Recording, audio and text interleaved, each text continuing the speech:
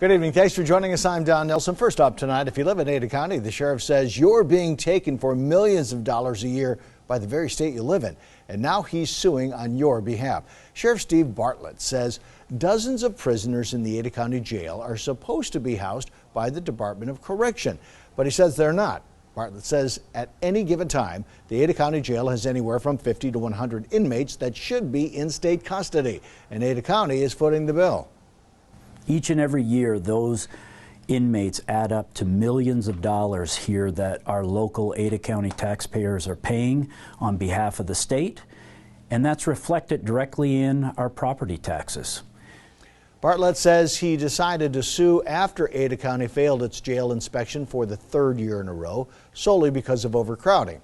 Ada County wants the state to pay fines of $250 per inmate per day. A 1991 court ruling requires the state to move inmates to IDOC within 7 days of conviction. The Canyon County Sheriff, Karen Donahue, says he has the same problem and will consider joining the lawsuit. The Ada County Commissioners recently earmarked several $1 million for expansion of the Ada County Jail. We reached out to the Idaho Department of Correction for comment, but a spokesman said they cannot address pending litigation. The Boise State Broncos will play their fifth Las Vegas Bowl against the Washington Huskies and former coach Chris Peterson on December 21st. The Broncos won the Mountain West Conference Championship on the blue, finished the season 12-1.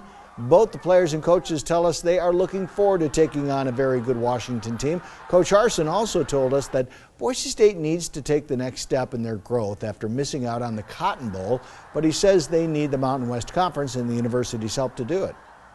In order for us to stay competitive and to be in games at the end of the year where we have opportunities to play in New Year's Six bowl games or for championships, things need to change, and it needs to happen now. I mean, we've talked about it for a long time, but it needs to happen now at this point, and our league and our entire university need to be a part of that. Harsin was also asked about his future at Boise State, and he responded by saying not very many people bleed blue as much as he does, but Harsin says he wants to see the Boise State brand grow, and he pointed to future games like Florida State coming to Boise next year as positive steps in that process. Now, Chief Meteorologist Scott Dorval with the On Your Side forecast. Let's take a look at that forecast. Today's temperatures, not bad at all. When you've got all the sunshine, it was nice. Step into the breeze, it got a little bit chilly today, but during the evening hours with temperatures you see in the 40s. But the mountains, look how fast Stanley cooled down to 16 with that clear sky, which will continue. But high pressure's been blocking storms. You just have a little bit of moisture tracking by, mainly to our east. And we'll keep it mainly clear here for the day tomorrow, except for the morning fog.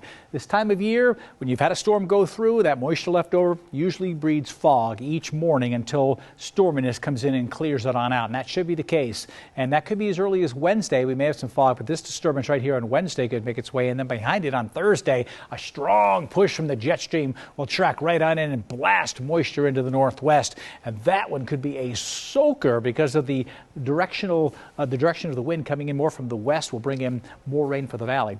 And that's the way it looks. In the mountains, it's going to be snow, yes, but for the valley, it does still look like it's going to be primarily rain. Now, this is looking at 10 days. Most of this moisture will fall this week.